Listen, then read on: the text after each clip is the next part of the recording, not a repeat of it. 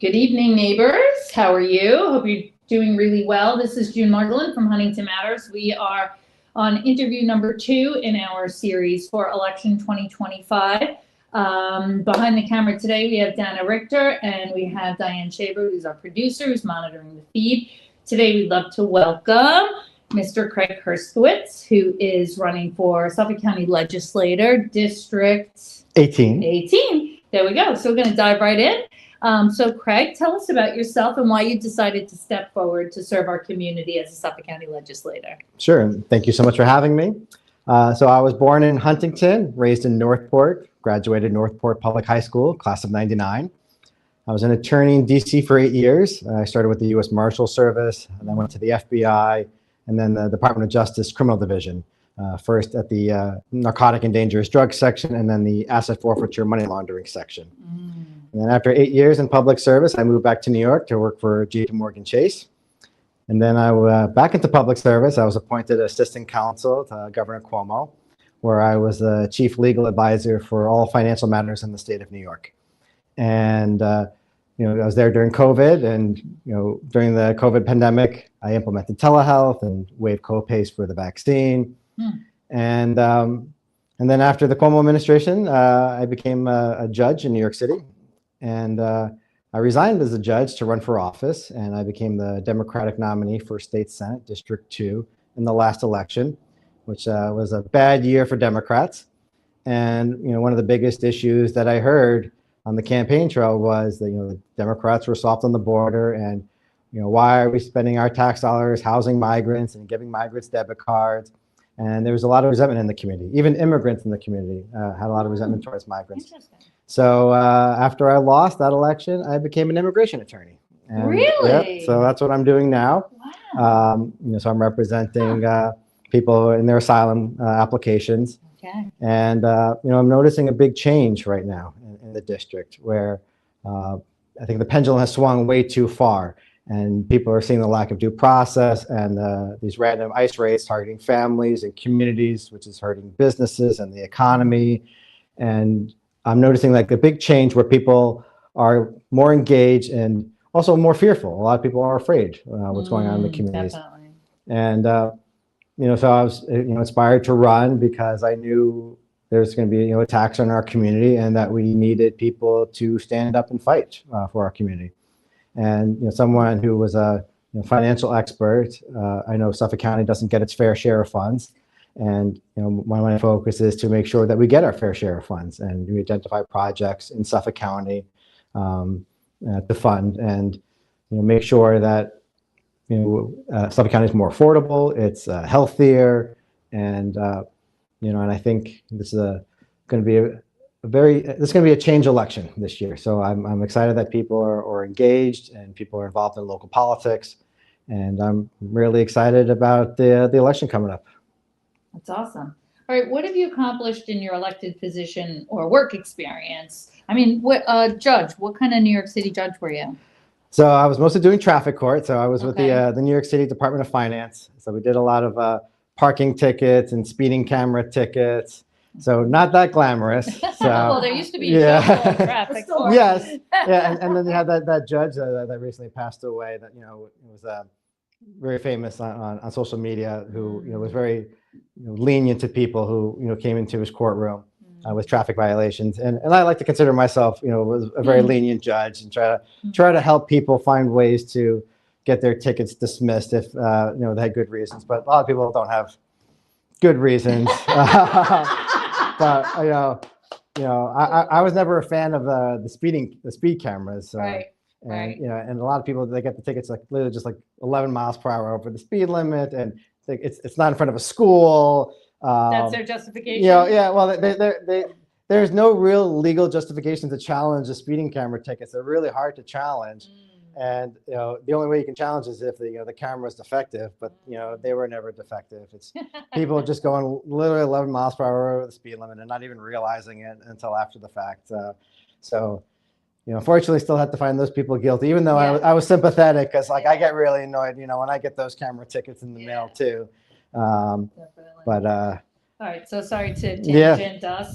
What have you accomplished in your elected position or work experience that you are the most proud of that directly benefits the community? Yeah, so when I was in the governor's office, I negotiated directly with the Senate and the Assembly, and we worked on really key legislation, providing tax credits to small businesses, reopening up Broadway. I made Juneteenth the state holiday, which just happens to be my birthday. Happy birthday.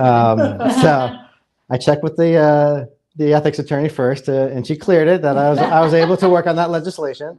But also, yeah, during the pandemic, it was just crisis management, and I was on call 24/7, and like I said, I implemented telehealth and waiving co-pays for the vaccine, and so I was definitely really proud of the work that we did during those times. Too. Yeah, majorly high pressure. Definitely high pressure, definitely stressful. I definitely had imposter syndrome at the time. Like, am I really the best person to be doing this in the middle of a pandemic? But then I see the other members of the legislature and I'm like, oh, these guys don't know what they're doing either. So it's so that's kind of what maybe it's, hey, I can be a legislator because I can do a better job than these guys. All right. So it's a great example of being inspired by the other people around you, your neighbors, and realizing that we're all people. Yeah, we're all just people. Just people, and anybody can do this. And all I really want in our public servants is just someone with integrity that's trying to do the right thing. That's all. You don't have to have all the answers, because I don't have all the answers. I relied heavily on subject matter experts, because I oversaw the Department of Tax and Finance, Department of Financial Services, the New York State Insurance Fund. I couldn't tell you the first thing about tax law. Very complicated. And so I had to rely on experts, to write these really complex legislation. And that's kind of like why what I bring to this role is I would trust the stakeholders and the experts, because again, I couldn't tell you the first things about the roads or how the sewers are being built. Like, I don't understand a lot of those things, but I like to work with the people that do. And when you don't have an ego and you're not trying to take credit for things, and you work with the experts, then you can do a lot of things that can benefit the community. That sounds great. All right. What do you have to say to disengaged voters who think their vote doesn't matter, and how will you inspire them to get to the polls? I mean, it's a great question. Yeah, it is. Megan. So my district is a pretty much a split district. We have like 20,000 Democrats, 20,000 Republicans, and 20,000 independents. And Democrats held this seat for the longest time. The Republicans took it over. I think first because of the bail reform backlash, and then again the migrant crisis.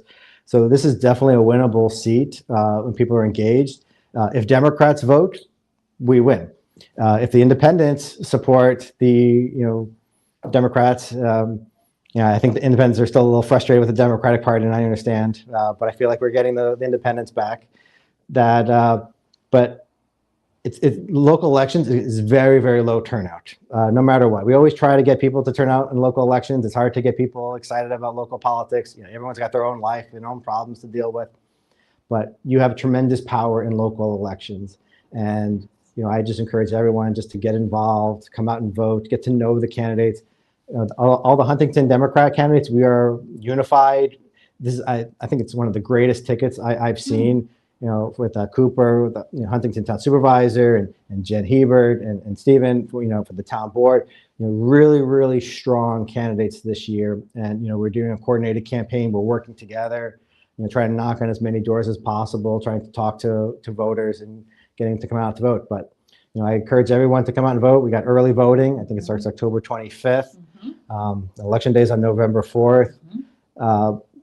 Please get to know the candidates, get to know the issues. That's why we do these. No, and I really appreciate it. Do you happen to know, don't yell at me, do you happen to know the statistics of the town of Huntington percentage of residents that come out to vote in the last couple of non-presidential elections? Yeah, I want to say. In the 30s, Yeah, right? I want to say like a third. Yeah, so I think. I'm not going to stop you, but I'm going to stop you. Okay. In 2014, when we formed as Huntington Matters, the average voter turnout in a non-presidential election was 19% for the town of Huntington. So I like to say that as we celebrate our 11th year, every year we've done these candidate interviews, 1% more every year, maybe. It helps. We're in the 30s. It helps, for non-presidential elections, and that's really important. And that's why you have no idea how much time these things take right? Yeah. And this is why we bring these to the community. So Yeah, because it makes a difference. And it's fantastic. And I love the service that you're providing to the community. Thank you, Craig. You're awesome. And I think Dr. Eve, who ran for the seat last year, she got 47% of the vote. And if we just had a few more percentage of people coming out to vote, we could have won. And I think you had Jen on this morning. I think she lost by like 251 votes in her last election. So every vote counts. It really does. That's just personally, I encourage people to vote for people, not party, because I think we get the best outcome as a town. Yeah, absolutely. Instead of doing party line voting. All right. So the next question is, if you could magic wand, if you could guarantee to get exactly what you want right away, what is something you would fix or improve in the town of Huntington, and what is something you never want to make changes to? Well, water quality is one of the big issues that I'm focused on.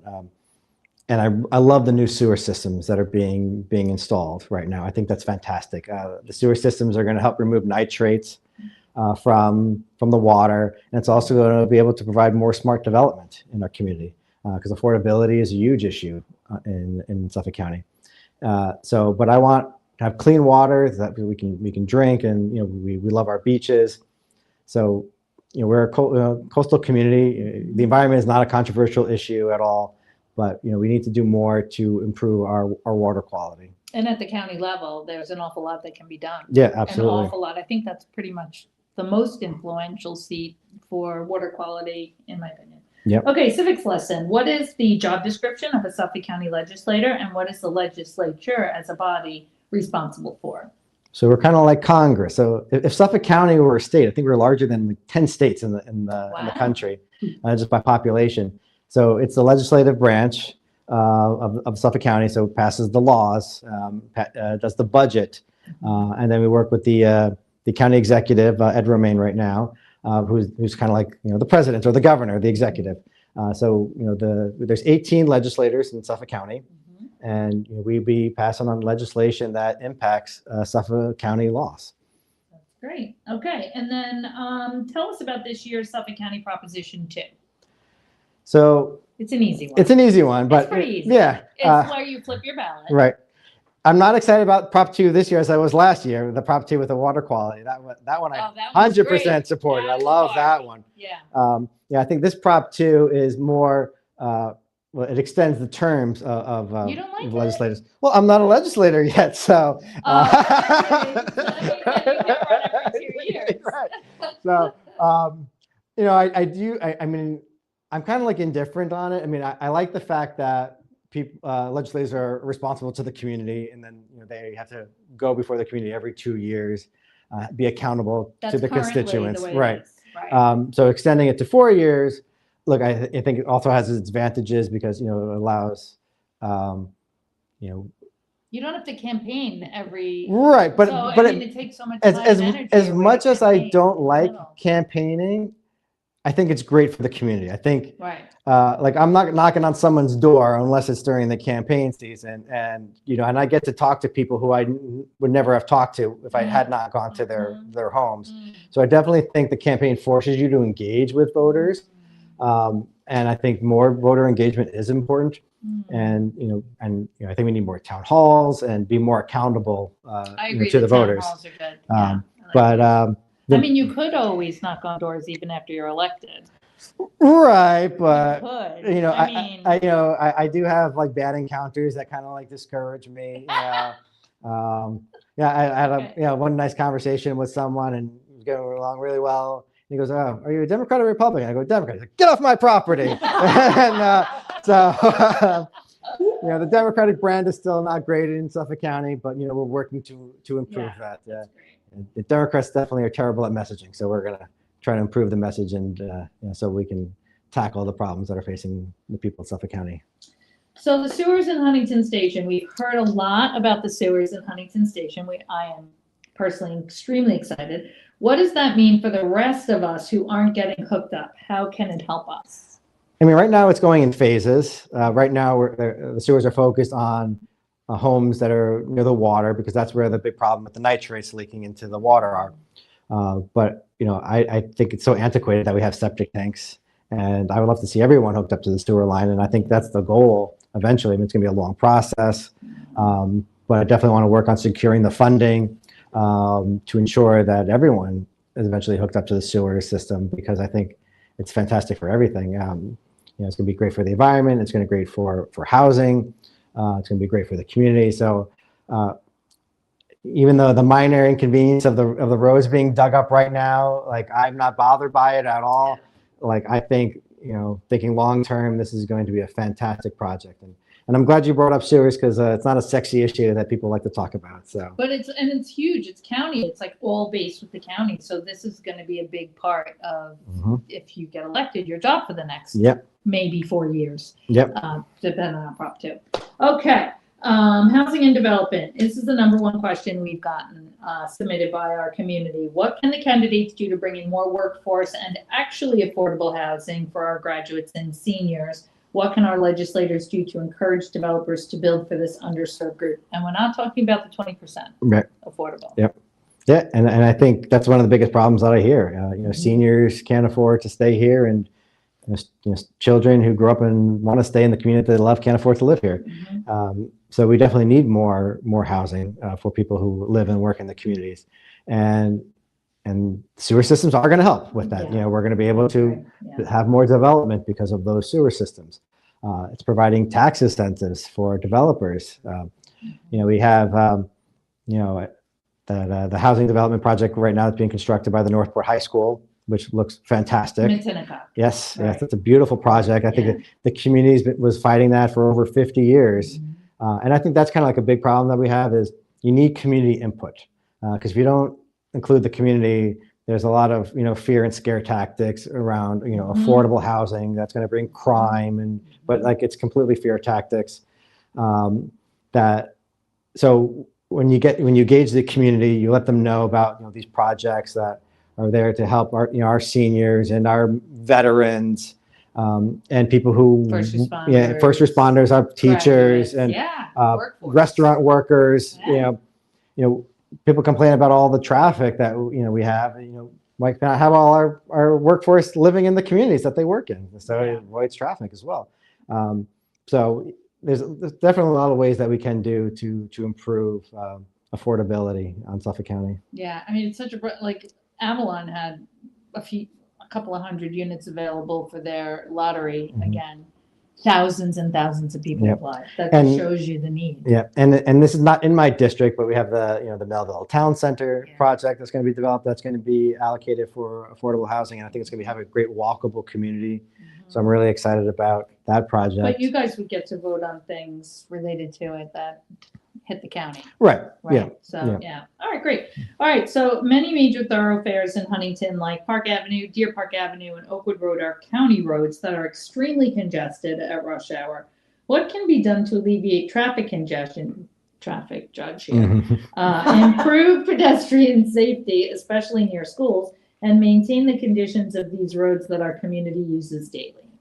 Yeah, and I think Vincent's running for highway supervisor, so that'd be a good question for him to ask.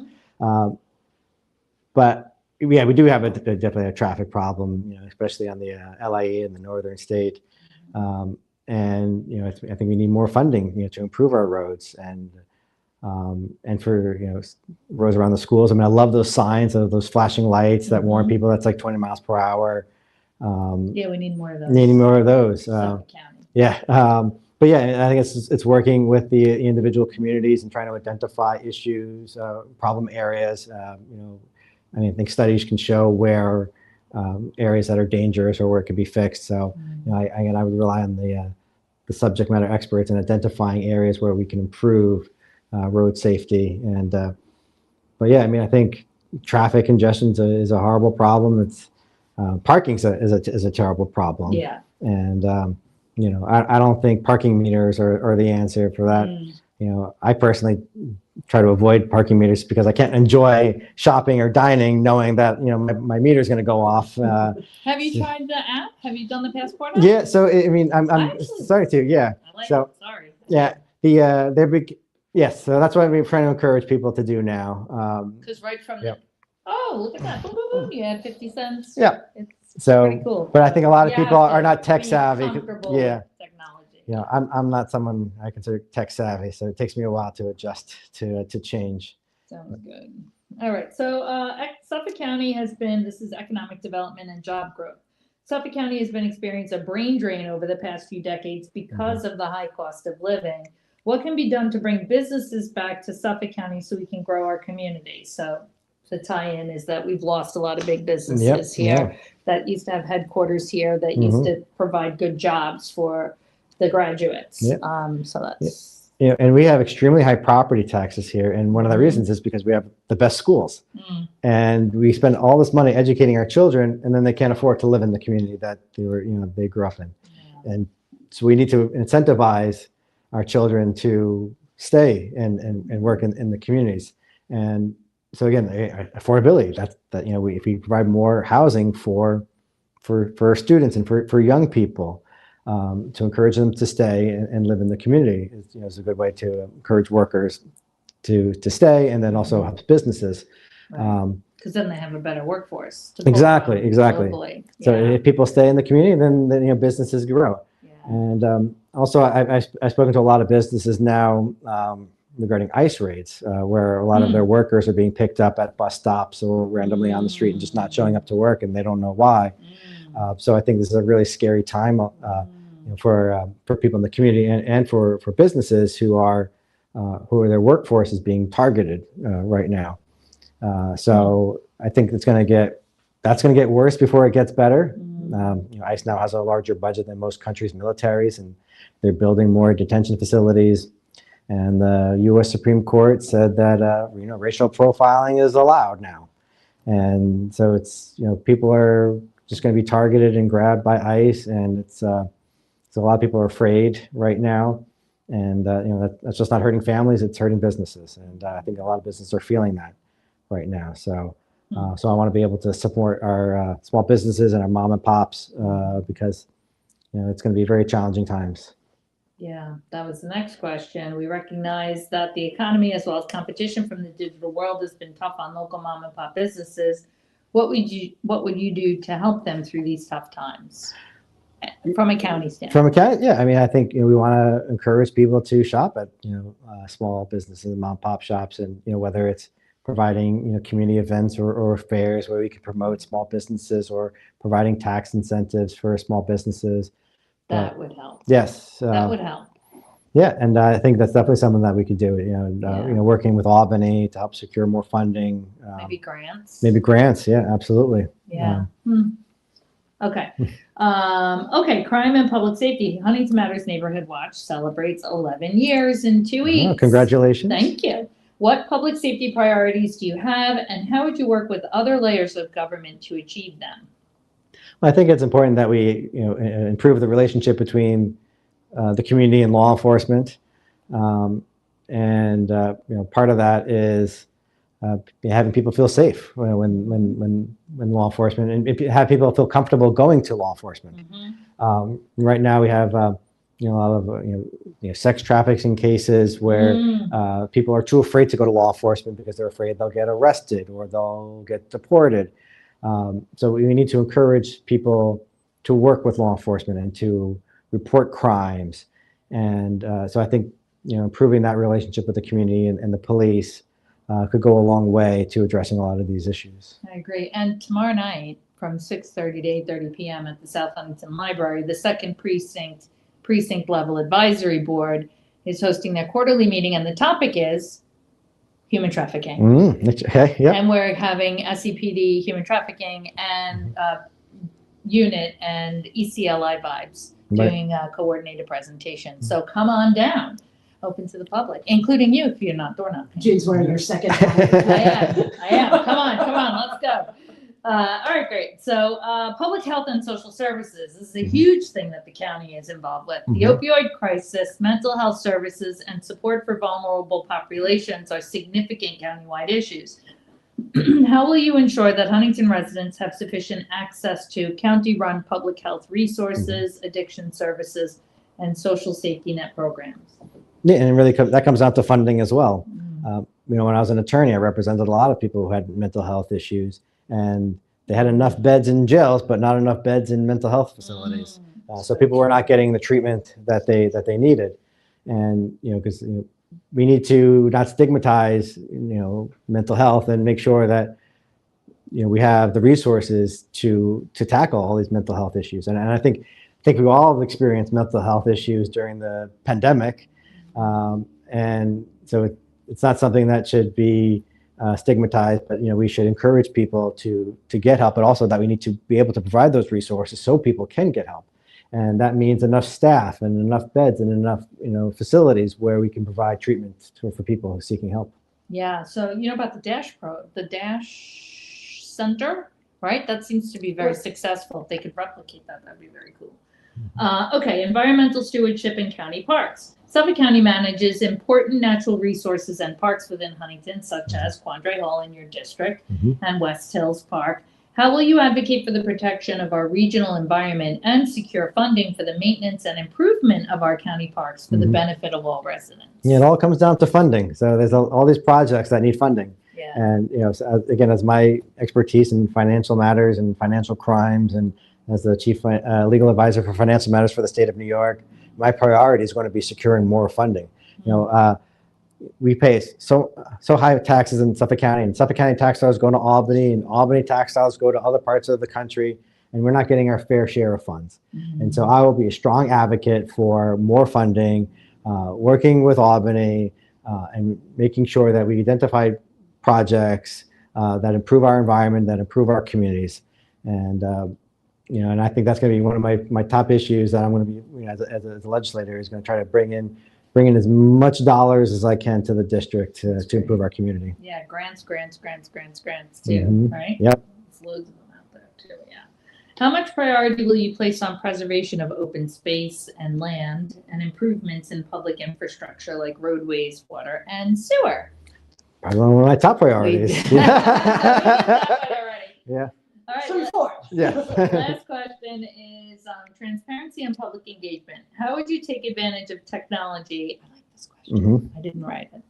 How would you take advantage of technology and new communication strategies to increase transparency in county government and make it easier for busy residents to stay informed and participate in the decision-making process? Yeah, you got to make it user friendly. I mean, I'm struggling technologically because I get frustrated when I can't figure something out or if it's too complicated. So we got to make it user friendly so people can easily access community meetings and and our legislative sessions. And using social media has been great to target young people, to get them involved in politics, and being accessible. Making sure that anyone who has an issue can come to their legislator and that issue can be addressed. And I think constituent services is one of the big issues that that a legislator can do, is working with other government agencies to address people's individual problems, one at a time. It's not just passing one bill that for the community, but we can help individuals. And so providing that resource to ensure that people know that they can come to their legislator for help. And in reaching out to them, then we'd be able to provide that service. Yeah, that's very true. Very true. I mean, there's a lot of things our legislators do. Like they can help individuals, like especially the veterans, reach out, and if you have housing issues, insecurity, there's a lot of ways that they can help. So, okay, that's great. So these are all of our questions. Did you want to share anything else? Is there something that we didn't ask you that you would like to talk about? I just want to encourage everyone to get out and vote. I mean, if you're watching this right now, you're an engaged voter. So thank you. Thank you for being engaged. Thank you for being part of the process. And, please come out and vote this election. That's awesome. Thank you so much. We'll see you at 7 o'clock with our next interview. Thanks, Thank you. neighbors.